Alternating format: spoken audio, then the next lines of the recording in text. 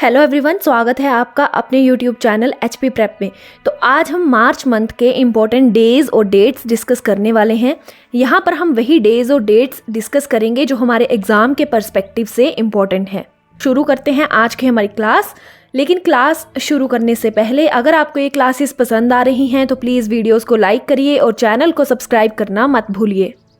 तो ये important days discuss करने से पहले जब भी हम कोई डेट डिस्कस करते हैं तो उसमें हम 4 पॉइंट्स देखते हैं। सबसे पहले तो वो डे हम क्यों ऑब्जर्व करते हैं, सेकंड उस साल की थीम क्या थी, एंड थर्ड कौन सी ऑर्गेनाइजेशन उस डे को सेलिब्रेट करती है, और फोर्थ इम्पॉर्टेंट पॉइंट इसका रहता है कि ये डे क्यों सेलिब्रेट किए जाते हैं। सो इन्हीं 4 पॉइंट्स को ध्यान में रखते हुए शुरू करते हैं आज की हमारी क्लास। सबसे पहले है मार्च 1। तो इस दिन हम ऑब्जर्व करते हैं ज़ीरो डिस्क्रिमिनेशन डे। थीम थी इस साल की वी स्टैंड टुगेदर। जैसा कि हमने पहले डिस्कस किया कि ये भी देखना है कि कौन सी ऑर्गेनाइजेशन इसे सेलिब्रेट करती है। तो ये जो डे है इसे इनिशिएट किया था यूएन एड्स ने 2014 में। यूएन एड्स की फुल फॉर्म है United Nations programme on HIV and AIDS. ठीक है, और ऑब्जेक्टिव क्या है, सभी लोगों के बीच में इक्वालिटी प्रमोट करना, इंक्लूसिविटी प्रमोट करना, और साथ में किसी भी तरह का डिस्क्रिमिनेशन है तो उसे इरेडिकेट करना, यानी कि किसी भी तरह के भेदभाव को बंद करना। अगर यहाँ पर मैं बात करूँ इंडिया की, तो भारत में हमें भारतीय संविधान राइट टू इक्वालिटी का फंडामेंटल राइट प्रोवाइड करवाता है, जो कि आर्टिकल 14 से लेके 18 तक राइट टू इक्वालिटी की बात करता है, जिसमें किसी भी तरह के भेदभाव को इरेडिकेट करने की बात कही गई है। नेक्स्ट है मार्च 3। इस दिन हम सेलिब्रेट करते हैं वर्ल्ड वाइल्ड लाइफ डे। ठीक है, और इस साल की थीम थी wild life conservation finance, investing in people and planet. सभी डेज और डेट्स की इस साल की थीम्स बहुत इंपॉर्टेंट है, एग्जाम्स में पूछ ली जाती हैं। यूनाइटेड नेशन जनरल असेंबली ने 2013 में डिक्लेयर किया था कि हर साल 3 मार्च हम वर्ल्ड वाइल्ड लाइफ डे के तौर पर सेलिब्रेट करेंगे। ऑब्जेक्टिव इस डे को ऑब्जर्व करने का ये है कि जो भी हमारी वाइल्ड लाइफ है, जो भी हमारा फ्लोरा और फोना है हमारे प्लेनेट में, उन सभी को कंजर्व किया जा सके, उस फ्लोरा और फोना के कंजर्वेशन के लिए हम अवेयरनेस क्रिएट कर सकें।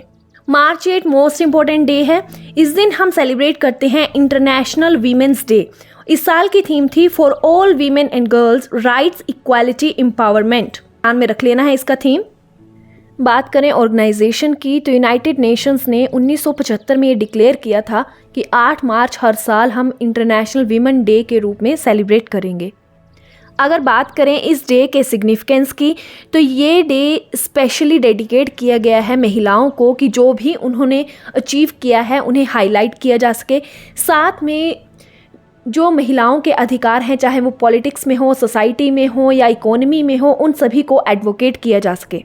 बात करें मार्च 10 की, तो इस दिन CISF का रेजिंग डे होता है, यानी मार्च 10 को CISF को क्रिएट किया गया था। CISF ये मिनिस्ट्री ऑफ होम अफेयर्स के अंडर आती है और इसकी फुल फॉर्म है सेंट्रल इंडस्ट्रियल सिक्योरिटी फोर्स। इसे 1969 में पार्लियामेंट ऑफ इंडिया एक्ट के अंडर सेटअप किया गया था। इस साल इसका 56th रेजिंग डे था। मार्च 14 इस दिन हम 2 डेज ऑब्जर्व करते हैं। सबसे पहला है पाई डे। पाई मैथमेटिक्स में यूज़ होने वाला सिंबल है। अगर इसकी वैल्यू की बात करूं तो वो होती है 3.14 या 22/7 अप्रोक्सीमेटली। सेकेंड डे है international day of action for reverse. तो ये डे भी इसीलिए ऑब्जर्व किया जाता है ताकि रिवर की इम्पोर्टेंस के प्रति अवेयरनेस क्रिएट की जा सके। नेक्स्ट है मार्च 15।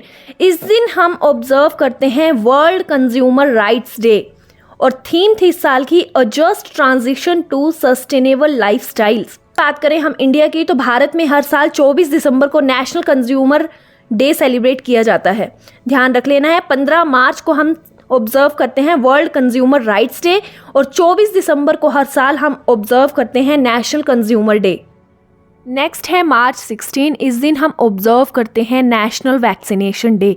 अब इस डे को ऑब्जर्व करने के 2 ऑब्जेक्टिव है।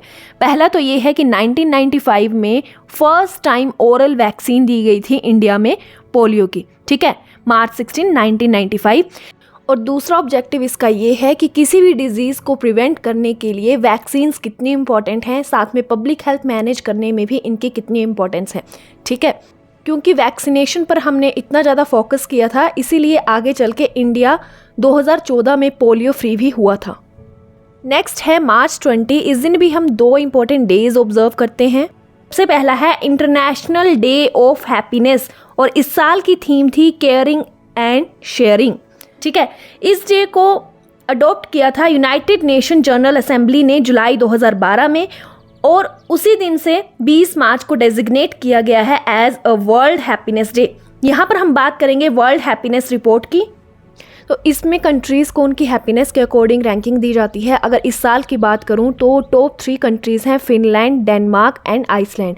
वहीं अगर इंडिया की रैंकिंग की बात करें तो 2025 में इंडिया की रैंकिंग थी 118 और 2024 में इंडिया की रैंकिंग थी 126। मार्च 20 को एक और डे हम सेलिब्रेट करते हैं जिसका नाम है वर्ल्ड स्पैरो डे और इस साल इसकी थीम थी a tribute to nature's tiny messengers. ये डे इनिशिएट किया था एक ऑर्गेनाइजेशन है जिसका नाम है नेचर फॉरएवर। ठीक है, इन्होंने 2010 से इनिशिएट किया है और तब से हम वर्ल्ड स्पैरो डे ऑब्जर्व करते हैं। इस डे को ऑब्जर्व करने का गोल क्या है, ताकि ये जो स्पैरोज हैं उनका जो डिक्लाइन हो रहा है उसे स्टॉप किया जा सके। ठीक है, उन स्पैरोज को कंजर्व किया जा सके और उनकी डिक्लाइनिंग पॉपुलेशन को बचाया जा सके, ये इसका गोल है। मार्च 21 इस दिन हम सेलिब्रेट करते हैं वर्ल्ड फॉरेस्ट्री डे या वर्ल्ड फॉरेस्ट डे। 2025 की थीम थी फॉरेस्ट एंड फूड। जैसा कि पिछली क्लासेस में भी हम डिस्कस करते आए हैं, किसी भी डे को सेलिब्रेट करने का या ऑब्जर्व करने का एक ऑब्जेक्टिव होता है कि लोगों के बीच में अवेयरनेस क्रिएट की जा सके।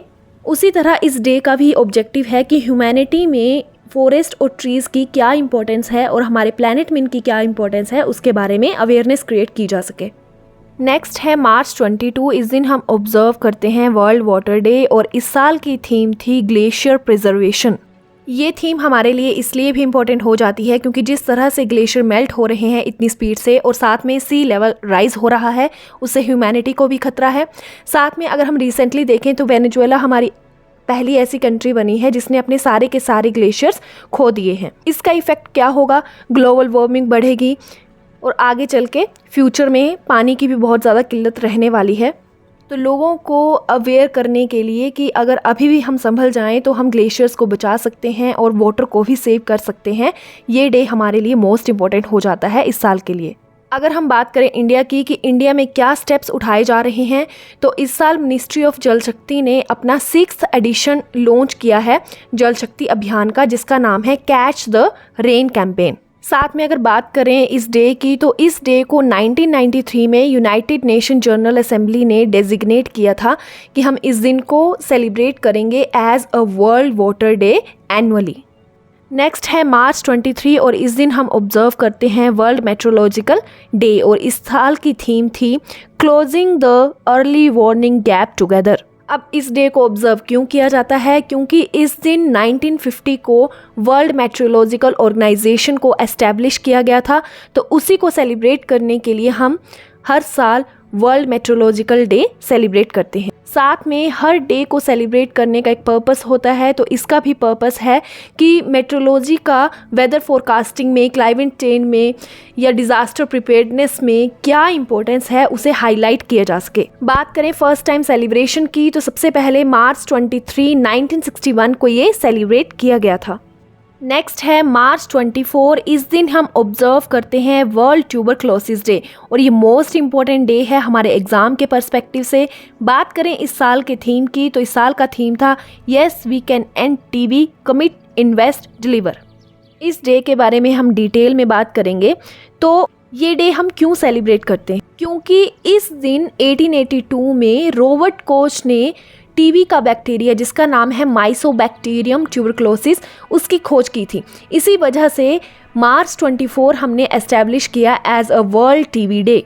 अगर हम यहाँ पर बात करें इंडिया की तो जो टोटल ग्लोबल लेवल पर टीबी के केसेस हैं उसका 26% अकेले इंडिया में है।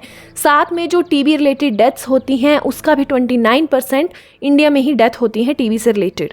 क्योंकि टीबी के इतने सारे केसेस हैं तो यहाँ पर हम ये भी देखेंगे कि गवर्नमेंट ऑफ इंडिया ने क्या स्टेप्स लिए हैं टीबी को एलिमिनेट करने के लिए। सबसे पहले हम बात करेंगे नेशनल टीबी एलिमिनेशन प्रोग्राम, जिसका एम है इंडिया को टीबी फ्री बनाना बाय 2025। ग्लोबल लेवल पर 2030 से पहले टीबी को एंड करने की बात की गई है और इंडिया ने टारगेट रखा है 2025 का।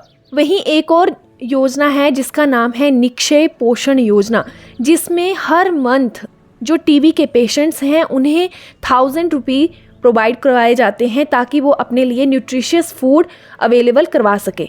तो ये थी कुछ इन्फॉर्मेशन और ये थी आज की हमारी important class days and dates के ऊपर। आई होप आपको ये क्लास पसंद आई होगी। अगर आपको ये क्लास पसंद आई है तो प्लीज़ वीडियोस को लाइक करिए और चैनल को सब्सक्राइब करना मत भूलिए।